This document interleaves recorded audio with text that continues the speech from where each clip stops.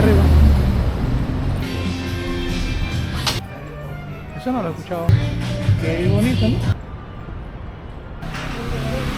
¿Qué quieres? For those of you who have been following our videos, you know that we left off in 2021.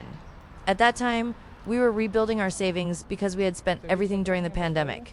He found a new job at a bilingual call center after we had to close down our food business. And we kept researching ways to eventually move to Canada. Honestly, not having the restaurant anymore felt like a huge weight off our shoulders. It wasn't even covering the basic expenses and had become a real headache. Starting in April, things got better. We had stable jobs, and both of us were earning a fixed salary, which finally allowed us to get back on track. That was actually the first time I ever had a job in English, and also the first time working at a call center. Before, I had always worked in restaurants as a cook or a waiter. This company worked as an intermediary, contracting with different businesses to provide call center services.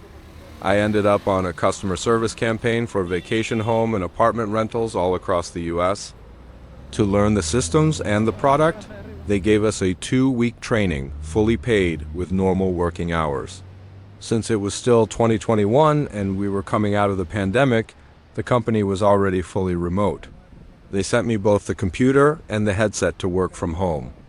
Once I realized the job was real, with all the equipment, full benefits, and a good salary, I encouraged her to apply too. At her job, even though she had been promoted, the pay was still low and there was no room to grow because it was such a small company.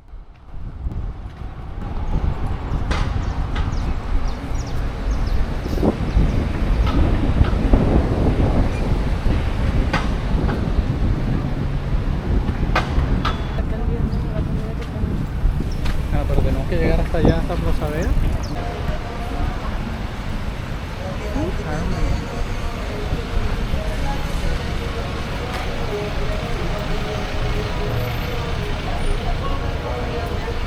Ay, no. Yo decía yo que hacían estas tres aquí paradas. Yo decía yo que hacían estas tres aquí paradas. Pegando pollo. ¿Quieres almorzar el hornero?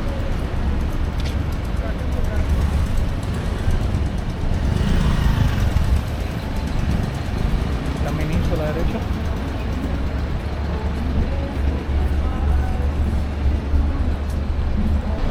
Esas como te gustan a ti. Vamos a subir por aquí. O quizás no, no me acuerdo.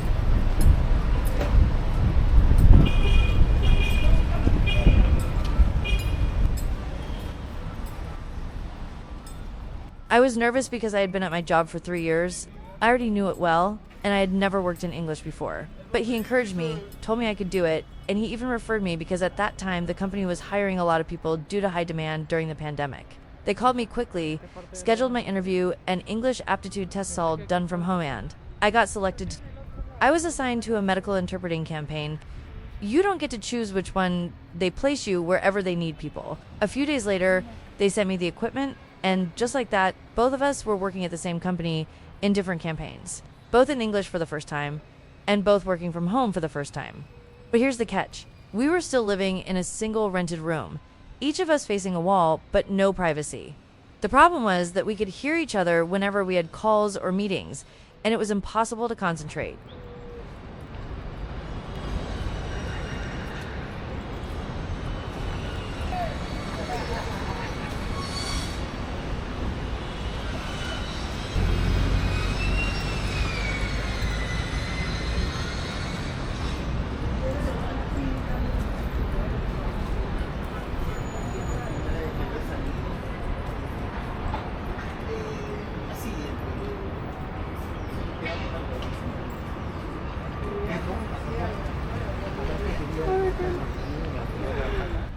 When we closed the food business, we had gone about 3 months without paying ourselves anything.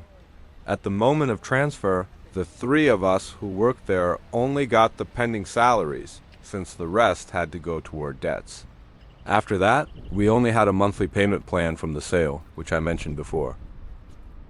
With that money, we decided it was time to look for a bigger place, at least something with 2 different spaces, so each of us could work in separate rooms. Keep in mind, we had been in Peru for 3 years, always living in one room because it was affordable. And now, with these new jobs, we wanted to move to an apartment even though we didn't know how stable things would be. We found one relatively close by.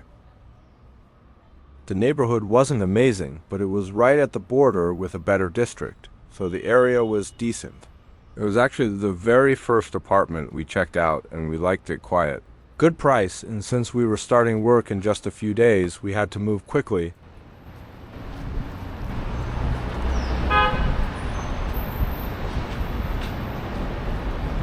Fíjate.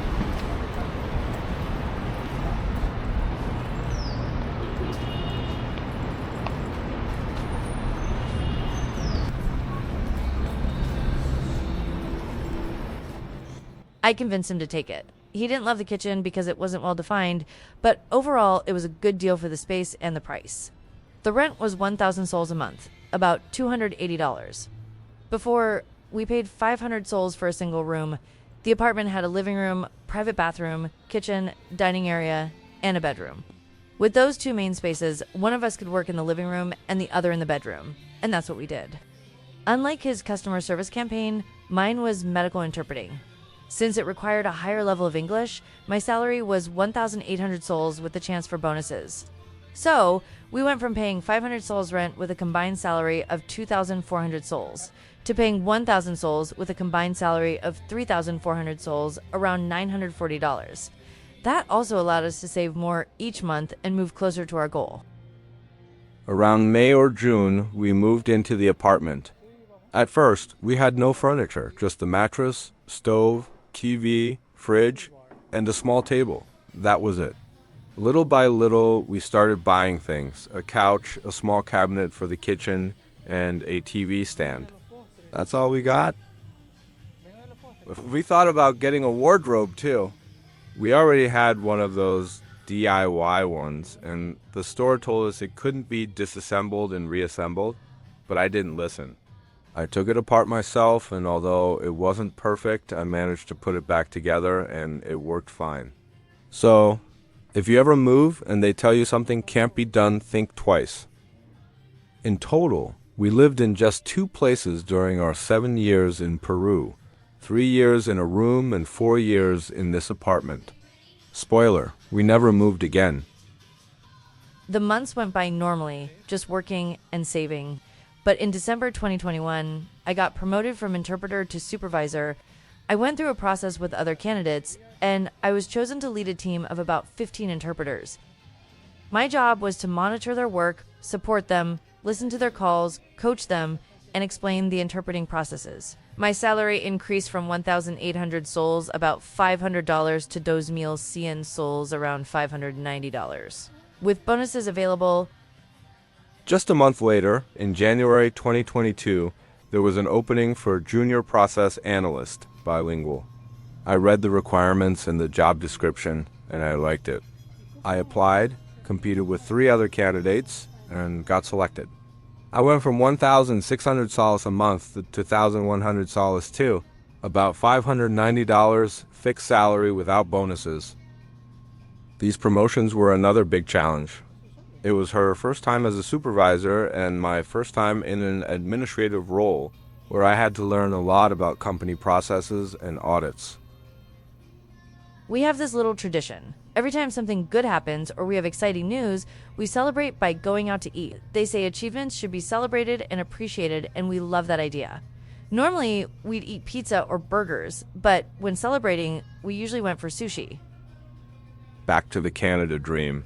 To wrap up the video, an opportunity came out of nowhere in November 2022. Until then, we had only been researching cities, looking at job options, and saving money. But that month, we saw a post online about a company recruiting cooks in Lima to work in Montreal. If you don't know, Montreal is in Quebec, where French is the main language. But for this job, French wasn't required, only English, though they recommended learning French during the process. Ah, mire, y una barrita para que te sientas aquí afuera.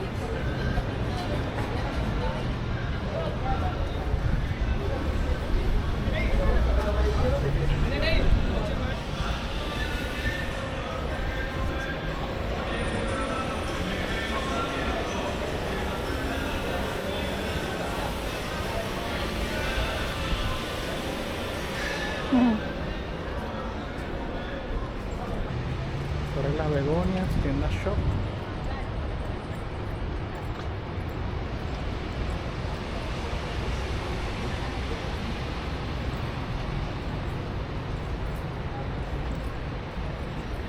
Ah, este es el que está en... ¿Estaba en la Rambla o en Sala Verde? Sí, en la boca. Porque me capté en el cielo,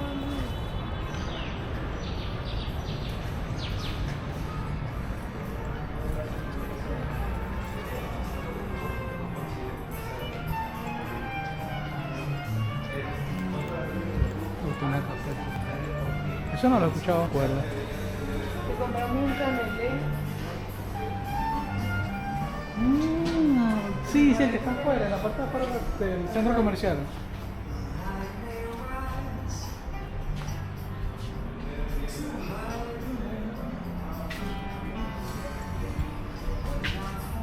No sé.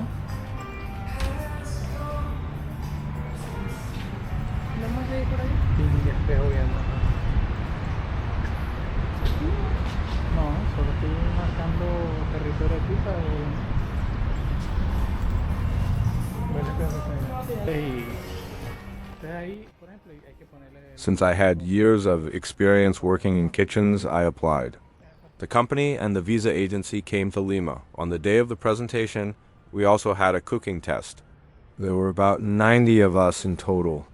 After cooking, we gave our information and documents, and then they announced the selected candidates. El ceviche, esa cosa.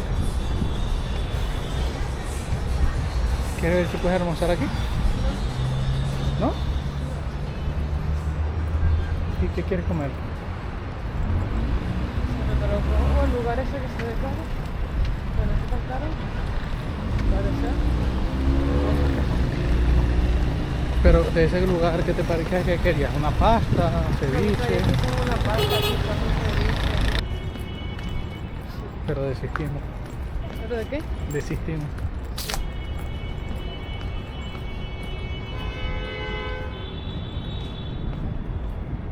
Desistimos, pero...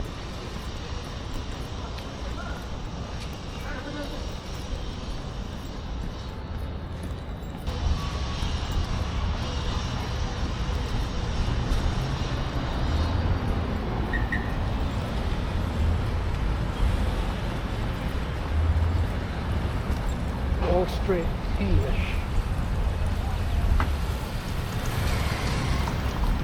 ¿Qué es? Parrillero. ¿Quieres parrilla?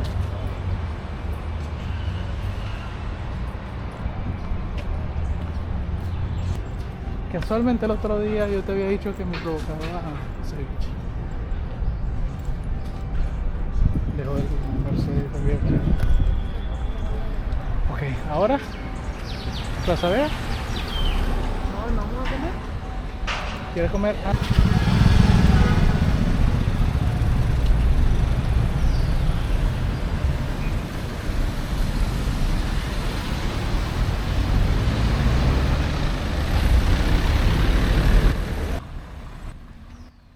And that's where we'll end today's episode.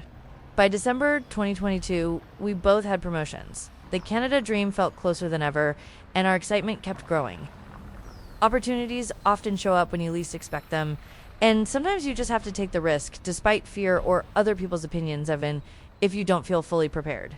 Everything we achieved was thanks to the effort we put in earlier, learning English, administrative skills, and building work experience that prepared us for a new beginning. And most importantly, as cliche as it sounds, stepping out of our comfort zone to reach what we truly wanted. We hope you enjoyed this video or that our story can help someone out there. Leave us a comment if you want to know more, and we'll share it in the next episode.